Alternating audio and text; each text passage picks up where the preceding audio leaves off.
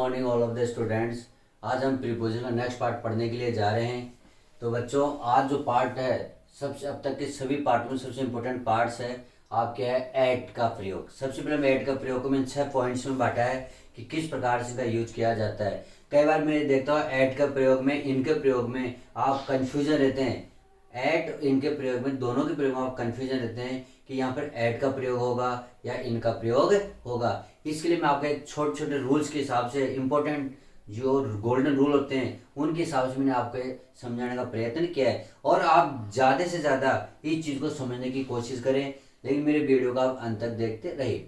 जैसे एट का प्रयोग, फर्स्ट मैंने पॉइंट लिया है पॉइंट ऑफ टाइम, अर्थात निश्चित बिंदु के लिए।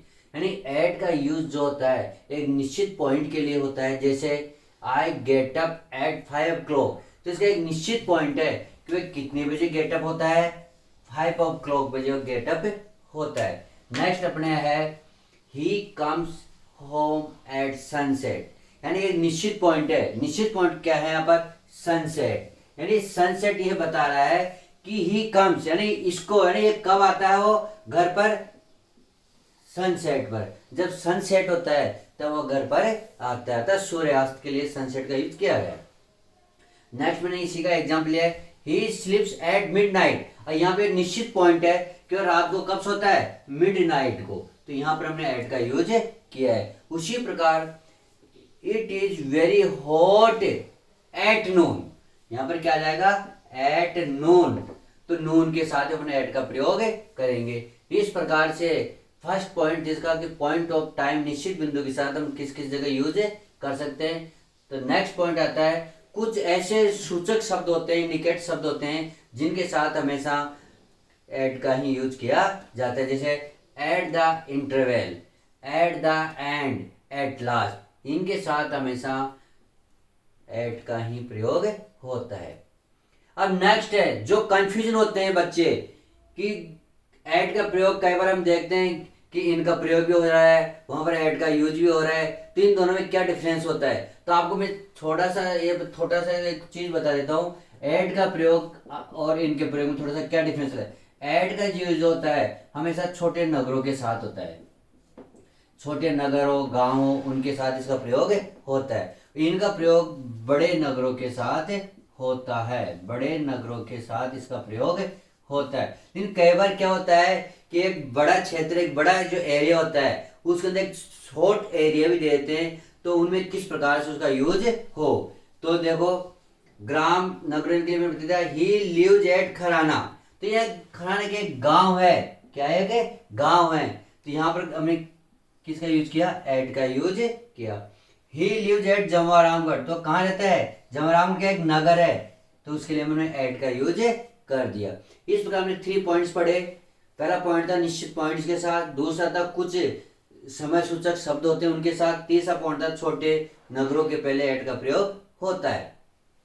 नेक्स्ट जो हमारा प्रयोग है ये आपको मैं लिख रखा है, वैसे तो मैं आपको ऐसे बता देता हूँ कि एट का प्रयोग छोटे नगरों के साथ होता है और इनका प्रयोग बड़े नगरों के साथ होता है। ये तो एक मेन पॉइंट था। लेकिन आपको बता दोनों, यानी एक ही सेंटेंस में छोटा नगर भी आ जाए और बड़े महानगर भी आ जाए, तो उनके साथ कैसे प्रयोग, यानी कि शॉर्टकट में कह सकते हैं एक बहुत बड़े एरिया में एक छोटा एरिया हो तो उनके साथ किस प्रकार से यूज होगा। तो इसका सीधा से एक फंडामेंटल होता है, जो छोटी चीज है उसके लिए एट, जो बड़ी चीज है उसके लिए हम किसका प्रयोग करेंगे, इनका यूज करेंगे। जैसे कि फॉर एग्जाम्पल मैंने बताया ही लिव्स एट जामडोली इन जयपुर, तो देखो जामडोली क्या है, छोटा गांव है, छोटा है, लेकिन कहाँ है, कौन से एरिया में पड़ता है, एक जयपुर में पड़ता है। तो जयपुर क्या हो गया, बिग लार्ज एरिया हो गया, और ये क्या हो गया, एक शॉर्ट एरिया हो गया। तो इस प्रकार छोटे नगरों के पहले छोटे जो चीज होती है उनके लिए एट का प्रयोग करेंगे, और जयपुर के अंदर लार्ज था इसलिए हम इसका किसका यूज कर दिया, इनका यूज कर दिया। आगे इन्हीं के एग्जाम्पल पढ़ेंगे, पहले आप स्क्रीनशॉट ले सकते हो। नेक्स्ट पॉइंट अपना निश्चित क्षेत्र के स्थान के नाम के साथ, यानी कि एक बिल्कुल एक उसका एरिया बटा हुआ रहता है, उसके लिए हम एट का प्रयोग करते हैं। जैसे he is at the school gate, अर्थात उसका एक निश्चित एरिया है, निश्चित एरिया की स्कूल गेट के पास, तो यहाँ पर किसका यूज कर जाएंगे, एट का यूज हो जाएगा। He is on duty at hospital counter. उसकी ड्यूटी कहाँ है? एक हॉस्पिटल काउंटर के पास है। तो यहाँ पर भी हम एट का यूज कर देंगे। तो निश्चित जो एरिया होता है उसके लिए हम एट का यूज करते हैं। नेक्स्ट हमारा पॉइंट है कि कई बार क्या है, एक ही सेंटेंस में एट और इन का यूज आ जाता है। कई बार क्या होता है, बहुत बार आपने देखा कि हम अंतर, लेकिन उनमें काफी अंतर हो जाता है। एक ही सेंटेंस, जैसे मैंने लिखा है एग्जाम्पल में, he will stay at Mumbai, he will stay at Mumbai. दूसरा sentence, he will stay in Mumbai. दोनों में सिर्फ क्या अंतर है? एट और इन का अंतर है। ये दोनों जहां अलग अलग जगह लगे, इनका अर्थ बिल्कुल अलग हो जाता है। यहाँ पर यदि मान लो मुंबई के पहले आपने एट लगाया, इसका मतलब यह है, इसका तात्पर्य ये निकलता है, इसका सेंस ये निकलता है कि आप मान लो कोई यात्रा के लिए रवाना हुए और आपको बम्बई के अंदर स्टे करना पड़ा कुछ समय के लिए, तो वहां पर एट का यूज हो जाएगा। तब तो आपका एट यूज सही है। यदि मान लो आप वहां, यानी जब पहले आप जयपुर में रहते थे, बाद में कहाँ जाकर रहने लगे? मुंबई में जाकर रहने लगे, तो वहां पर उसके लिए अर्थ किसका हो जाएगा? इनका यूज हो जाएगा। लेकिन अर्थ अलग होता है। जैसे कि ही विल स्टे एट मुंबई, इसका मतलब यात्रा के बीच में रुक जाना, अर्थात मिडिल सम टाइम्स के लिए आप स्टे करते हो, तो उसके लिए हम एट का यूज कर सकते हैं, चाहे बड़ा नगर हो चाहे शॉर्ट हो। ही विल स्टे इन मुंबई, अर्थात इसका मतलब है इन लगने से इसका अर्थ चेंज हो गया, अर्थात अब कहाँ रहने लग गया? वह मुंबई में निवास करने लग गया। तो इस प्रकार हमने आज 6 पॉइंट्स के माध्यम से अपने ऐड का यूज सीखा कि ऐड का यूज किस प्रकार से रहता है। तो बच्चों, आपको मैं जहां तक समझता हूं, जहां तक मुझे उम्मीद है कि आपके जो ऐड की सिरदर्दी थी वह पूरी तरह से खत्म हो चुकी होगी। फिर भी यदि आपको कोई समस्या आ रही हो तो कमेंट्स बॉक्स में कमेंट जरूर करें कि सर ऐड में हमारी ये समस्या और आ रही है, तो उस पॉइंट्स को भी लेकर मैं आपका अच्छी तरह एक्सप्लेन कर दूंगा, जिससे कि आपका ऐड का प्रयोग किया हमेशा के लिए सिरदर्दी गायब हो जाएगी। नेक्स्ट टॉपिक के लिए भी स्क्रीनशॉट लीजिए। हाँ, अब नेक्स्ट हम प्रयोग पढ़ रहे हैं इनका। हमें ऐड का प्रयोग सीखा, उससे थोड़ा बहुत अलग होता है इनका प्रयोग सबसे पहले स्थिर होने के अर्थ में। स्थिर होने के अर्थ में कि आप में किसी प्रकार का कोई मोशंस नहीं होता है। जिसका आप कक्षा में बैठे हुए हो तो आप में किसी प्रकार का कोई मोशंस नहीं है। I am sitting in the class, जिसमें कक्षा में बैठा हूँ तो मोशंस नहीं है। जैसे my the book is in the bag, book में मोशंस नहीं है।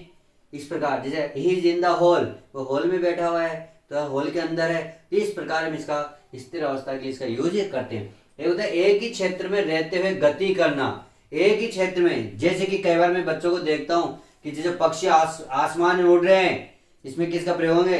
बच्चे तुरंत बताएंगे इनटू का प्रयोग होगा कि सर आपने तो बताया था कि गतिशील अवस्था के लिए, लेकिन इसका मतलब है कि एक ही एरिया में इनका प्रयोग कहाँ होता है? एक ही एरिया में यदि उसमें मोशंस हो रहा है तो वहां पर इनका ही यूज होता है। जैसे the birds are flying in the sky, the birds are flying in the sky. तो पक्षी जो गतिमान करते हैं, जो मोशंस होता है उनका एक एरिया निश्चित होता है, उसी एरिया में क्या करते हैं? गतिमान होते हैं। जैसे आपको मैं बताऊं, जैसे कि मान लो कोई एक फ्रॉग है, एक मेंढक है, यहाँ पर है, तो बाहर से यहाँ कूदा, तब आपने यूज किया इसको इनटू का। किसका यूज किया? इनटू का। लेकिन जब मेंढक पानी के अंदर गया या वाटर के अंदर गया, तो वाटर में से फिर नीचे जंप कर रहा है, अंदर जंप कर रहा है, तो वहां पर आपका यूज हो जाएगा इनका, क्योंकि वह वहीं कर एक निश्चित एरिया के अंदर क्या कर रहा है? जंप कर रहा है। तो वहां पर हम किसका यूज कर देंगे? इनका यूज हो जाता है। तो मेरे जहां तक समझ में आ गया होगा कि एक ही एरिया में कैसे इसका यूज किया जाता है। नेक्स्ट आता है कि इनका प्रयोग कहाँ कहाँ होता है? मंथ के नाम के पहले, ईयर्स के नाम के पहले और सीजन्स के नाम के पहले, यानी सीजन ऋतुओं के नाम के पहले। जैसे कि फॉर एग्जांपल मैं बता रहा हूँ, आई केम हियर इन 2018, तो यह ईयर है, ईयर के पहले हमने इनका यूज कर दिया। नेक्स्ट है आवर स्कूल सेशन बिगन्स इन अप्रैल, हमारे स्कूल का सेशन कब शुरू होता है? अप्रैल में शुरू होता है। तो सेशन यानी कि मंथ का नाम आ गया, क्या आ गया? मंथ का है। सत्र यानी कि सेशन सत्र से लिया गया यहाँ पर। It is called in winter, it is called in winter, अर्थात यहाँ पर विंटर क्या आ गया? आपके ऋतु आ गए। यहाँ पर क्या हो गया? सेशन मतलब ऋतु हो गए, तो यहाँ पर क्या हो गया? आपका इनका यूज कर दिया गया है। और इसके आगे हम और पॉइंट्स हैं इसके इनके प्रयोग के लिए, उसके साथ स्क्रीनशॉट लीजिए, फिर आगे पढ़ते हैं।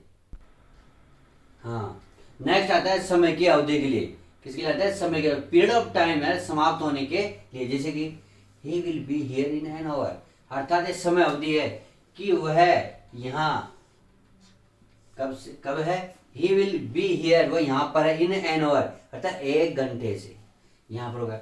आई shall return your book in a week, तो यहाँ पर दे रखा है एक अवधि हो गई, एक निश्चित एक अवधि हो गई। वह कहना चाह रहा है कि वह आपकी बुक को रिटर्न कर देगा इन ए वीक। तो यहाँ पर हमने किसका प्रयोग कर दिया? इन का यूज कर दिया।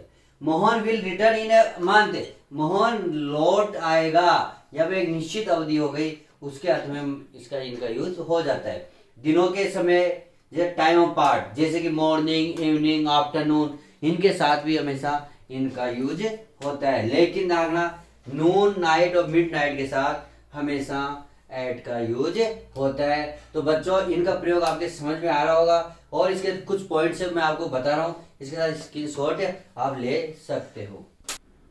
हाँ, नेक्स्ट अपने आता है बड़े, यानी इनका यूज और कहाँ कर सकते हैं? बड़े स्थानों के नाम के लिए। जैसे कि मैंने आपको जब एट का यूज बताया था उसके साथ मैंने आपको इनका प्रयोग का बताया था, यानी छोटे नगरों के साथ एट का और बड़े नगरों के साथ किसका प्रयोग होता है? इनका प्रयोग होता है। यानी बड़े स्थान कोई सी, जैसे he lives in India, he lives India, India का एक बड़ा एक कंट्री है। He lives at Jaipur, Johari Bazaar in, he lives eight जोहरी बाजार इन जयपुर। तो यहाँ पर जोहरी बाजार कहाँ है? जयपुर के एरिया में पड़ता है। तो जोहरी बाजार के लिए हमने किसका यूज कर दिया? एट का यूज कर दिया और वहां पर हमने इनका यूज कर दिया। अब कुछ ऐसी विशेष परिस्थिति होती है जहां पर हम इनका ही यूज करते हैं। जैसे a workman is absorb in his work, एक वर्कमैन होता है वो एब्जॉर्ब करता है इन हिज वर्क, अपने कार्य को सीखता है। तो एक विशेष परिस्थिति हो गई। He is faith in God, in God, यहाँ पर भी एक विशेष परिस्थिति है कि हम भगवान में विश्वास रखते हैं।